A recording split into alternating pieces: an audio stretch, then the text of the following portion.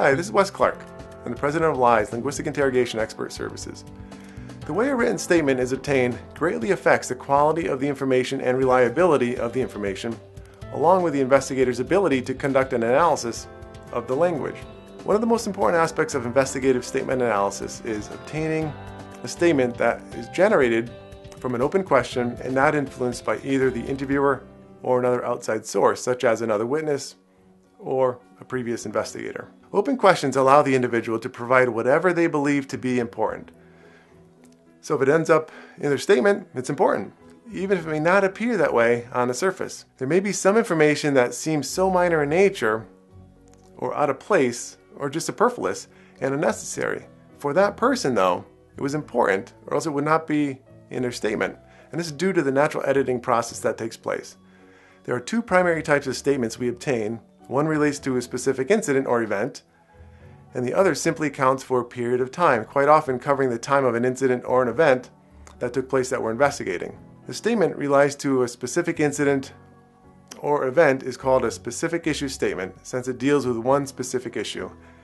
That specific issue may be an armed robbery, a sexual assault, a kidnapping, or physical assault or a motor vehicle accident. To obtain a specific issue statement, we simply ask the individual to write down everything that happened. You can prompt them to be a little more detailed by saying something like, listen, what I'd like you to do is to take your time, think about what happened, and write down everything in detail.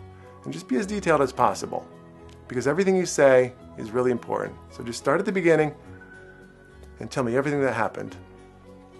Obtaining a statement about a specific issue in this way allows the individual to provide everything that's important for them about this issue, and by doing so provides the investigator with valuable insight into the individual and their story. When we obtain a statement covering a period of time, we call this an alibi statement. This is not in an accusatory sense of asking them for their alibi, but more in line with the synonym for alibi, which is the word explanation. So we're merely asking them for an explanation, or more simply, a detailed account of their activities during a specific period of time. This is a really good technique when we have a lot of potential suspects, but no one real suspect in particular. So where do you start interviewing in those types of cases? That's where an alibi statement is successful. As an example, say we're investigating a theft that occurred in an office building yesterday, where during the day somebody took $20 from the community coffee jar. We would let the employees know that we're investigating some missing money, and we'd like them to simply write down everything that happened from the time they arrived at work yesterday until the end of their day.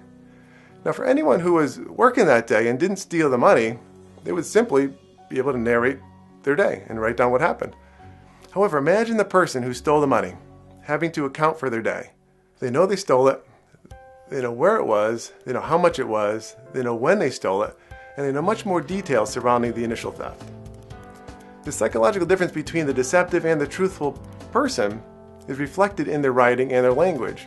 And by training investigative statement analysis and obtaining statements in this manner, you'll be able to gain a lot of information and insight, which will help you prioritize and focus your interviews.